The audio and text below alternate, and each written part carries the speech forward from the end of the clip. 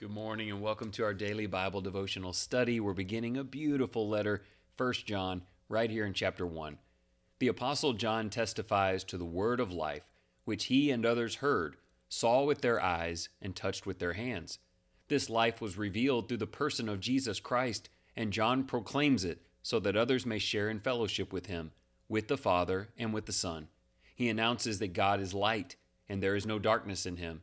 Anyone who claims to know God but walks in darkness is not living truthfully. Yet if people walk in the light as God is in the light, they experience true fellowship and are cleansed by the blood of Jesus. John warns that denying sin is self-deception, but assures that if sins are confessed, God is faithful and just to forgive and cleanse us from all unrighteousness. As Christians, our relationship with God must be rooted in truth and light. We cannot claim to walk with him while living in darkness. Instead, we must strive to live purely and faithfully, allowing the light of Christ to guide our actions and decisions. When we fail, we must not hide or deny our sin. God invites us to confess confidently, knowing that he is faithful to forgive and purify us. Our fellowship with one another also grows stronger as we walk in the light together. We must live with integrity, seek accountability, and pursue holiness.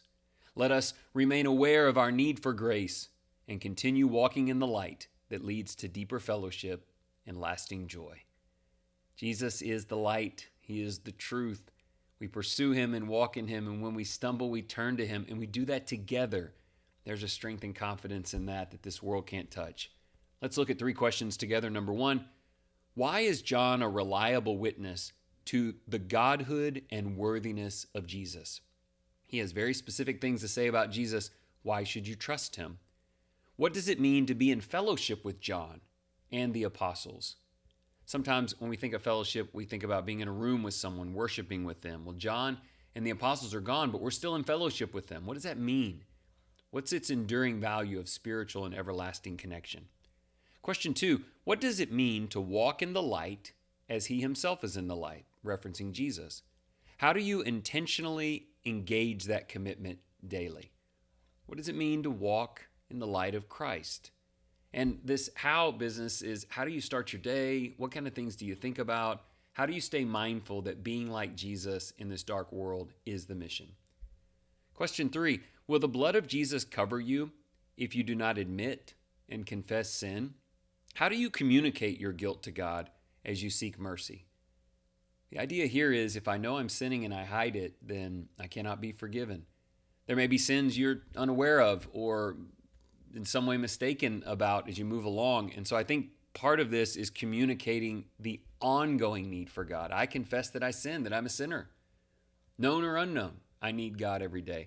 Are you having those kinds of conversations with the Lord? Let's finish with a prayer. Benevolent Father, thank you for revealing the word of life through your Son, and for inviting us into fellowship with you. Help us walk in the light as you are, living with honesty, humility, and love. Forgive us when we fall short and try to hide our sins. Give us the courage to confess freely, trusting in your faithfulness and justice to cleanse us.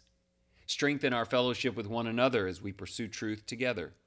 Let your light shine through us, that we may reflect your character and draw others into your grace and truth through our lives.